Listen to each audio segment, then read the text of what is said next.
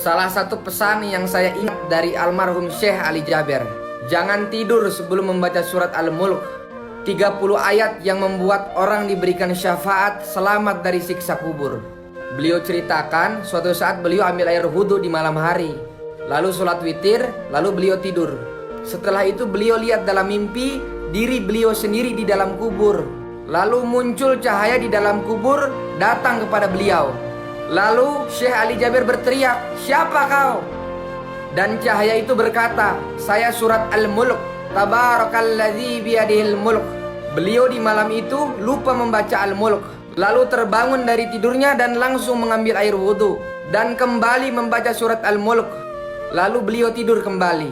Beliau katakan, "Tolong sampaikan pesan ini, jangan tidur sebelum membaca surat Al-Mulk, karena kita tidak tahu kapan saatnya menghadapi kematian." Jangan di skip, ambil pelajaran dari kisah ini. Masih ingat Freddy Budiman, bandar narkoba kelas kakap yang selundupkan jutaan butir ekstasi? Atas perbuatannya, jaksa memvonis Freddy dengan hukuman maksimal eksekusi mati. Tapi Allah masih sayang sama beliau. Allah siapkan rencana akhir hidup yang baik untuk beliau. 2 hari sebelum dieksekusi mati, beliau hatam Quran 7 kali dalam sehari. Lalu Freddy minta izin kepada kejaksaan sebagai permintaan terakhirnya. Yang pertama, tolong izinkan saya pada saat sebelum ditembak mati mengucapkan kalimat La ilaha illallah Muhammad Rasulullah. Yang kedua, tolong mata yang ditutup kain hitam dibuka, karena saya ingin melihat dosa-dosa saya yang terlalu banyak. Dan semua permintaannya dikabulkan. Betapa bahagianya almarhum meninggal dunia dengan penuh persiapan. Teman-teman, kita semua juga sama. Sudah Allah vonis mati, hanya belum tahu waktunya kapan. Dunia tak lagi bercanda. Ulama-ulama satu persatu Allah sudah panggil. Bencana mulai berdatangan. Perpecahan di mana-mana. Teman-teman, akhir zaman hampir selesai. Sudah sampai mana persiapan kita menghadapi kehidupan yang gak ada ujungnya? Sudah siapkah kita menghadapi fase kubur, mizan, mahsyar, surga atau neraka? Karena di akhirat nanti bukan hanya 10 tahun, bukan 1000 tahun, bukan 1 miliar tahun, tapi selamanya gak ada ujung. Jadi yuk kita habiskan sisa umur hidup ini untuk taati seluruh perintah Allah. Karena nanti hanya iman dan amal soleh yang akan kita butuhkan. Coba deh habis sholat nanti jangan langsung pergi, curhat dulu sama Allah. Ya Allah, Engkau masih berikan aku sisa waktu untuk hidup. Rasanya ingin sekali menangis saat merenungi hari-hari ini. Ternyata aku lebih mementingkan dunia. Sholat hanya di sisa waktu kerja. Sedekah pun ala kadarnya. Untuk tilawah pun jika ada sisa waktu kalau nggak capek. Jangankan hafal Quran, zikir saja aku sering lupa ya Allah. Padahal sisa umurku berkurang setiap hari. Ya Allah, tolong panjangkan umurku dan berikan aku kekuatan untuk perbaiki semuanya. Ditulis dari aku kepada aku.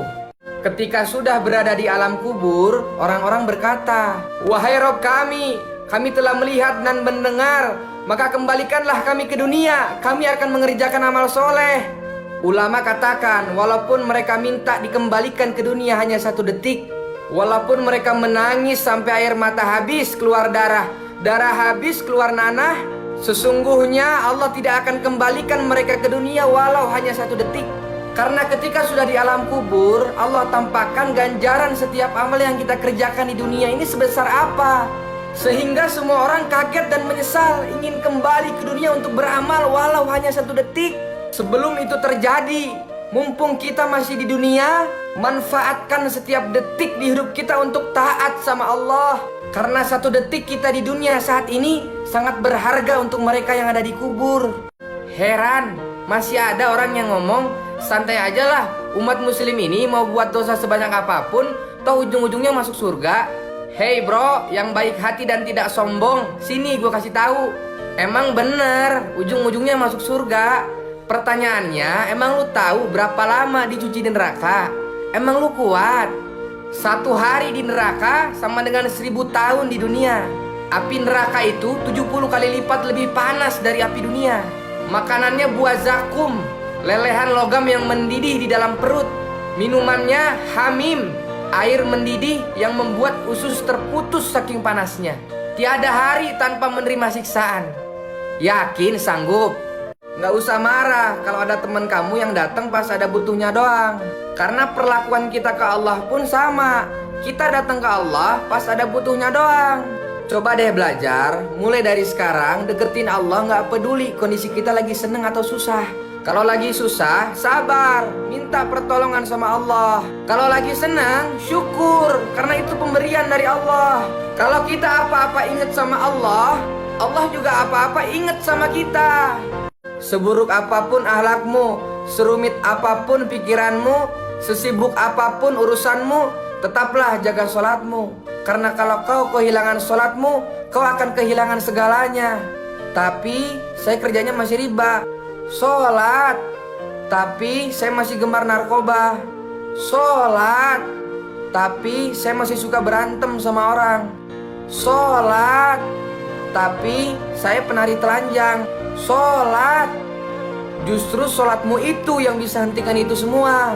Jangan dengerin kata setan. Udah, kamu bersih dulu baru sholat. Udah, kamu bersih dulu baru ngaji. Karena Allah sendiri yang bilang sholat itu dapat mencegah dari perbuatan keji dan mungkar.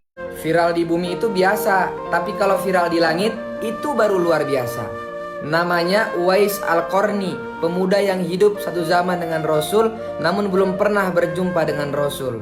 Pemuda ini sangat istimewa dikarenakan kisahnya yang sangat memuliakan ibunya yang lumpuh. Suatu saat ibunya ingin naik haji, namun dia bingung seperti apa caranya karena dia dan ibunya tidak punya perbekalan yang cukup.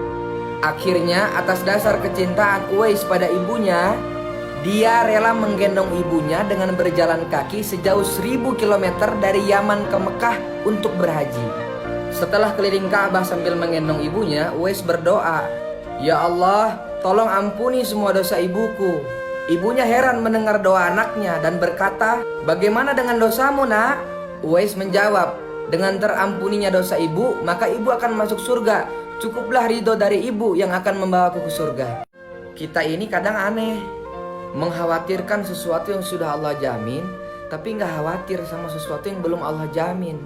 Rizki ini sudah Allah jamin, tapi kenapa kita masih takut nggak kebagian rezeki?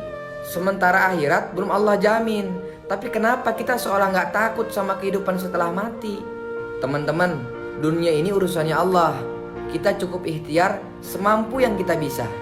Karena nggak lama lagi kita bakal pulang ke kampung akhirat selama-lamanya.